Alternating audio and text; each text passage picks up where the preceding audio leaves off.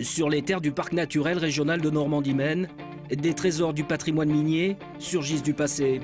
Dans le bocage, des siècles durant, des hommes ont creusé la terre, parfois jusqu'à épuisement pour en extraire la matière. Le minerai de fer.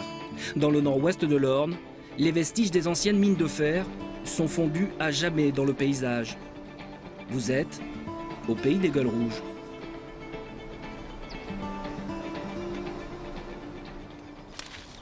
Lorsque l'on s'enfonce dans les bois des minières, en compagnie de l'historienne Marie-Claire Lefebvre, le silence omniprésent y est assourdissant. La terre ocre de la Ferrière aux étangs colobote, le sol accidenté semble avoir été creusé par le temps et les éléments. Pourtant, ce décor majestueux est bien l'œuvre de l'homme. Le mot ferrière, ferraria en latin, veut dire la minière en fait, l'endroit où on extrait du fer. Et ce fer affleurant sur 4 km de longueur, il a été exploité en tout cas à partir du Moyen-Âge, mais peut-être même à l'époque gallo-romaine. C'est ce qui reste de cette vieille exploitation du fer qui se faisait donc de façon très artisanale avec des pics. Et puis le minerai était abattu, remonté dans des grands paniers quand on arrivait à une certaine profondeur. Et ce qui est intéressant de cette minière, c'est que c'est la plus vaste et qu'il y a un début de galerie au fond. C'est donc à partir de cette mine à ciel ouvert qu'étaient alimentés en minerai de fer les bas et hauts fourneaux du coin jusqu'au 19e siècle.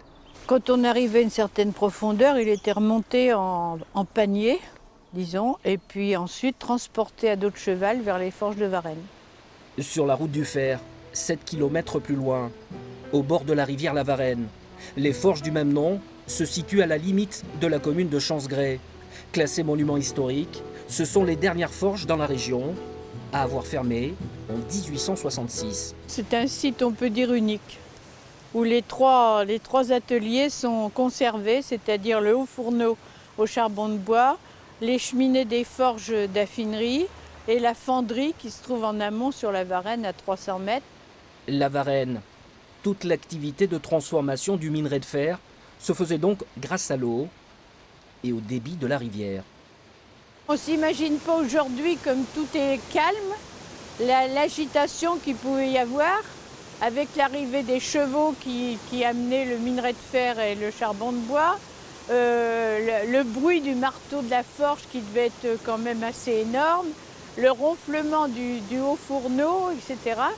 Et les forgerons étaient logés sur place parce que il n'y avait pas jusqu'à la fermeture de la forge, il n'y avait pas de limite d'horaire, donc ils étaient sur place.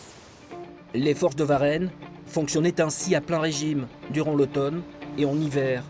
Le niveau de la rivière étant au plus bas, à l'arrivée de l'été, l'activité s'arrêtait. Autre lieu, autre époque.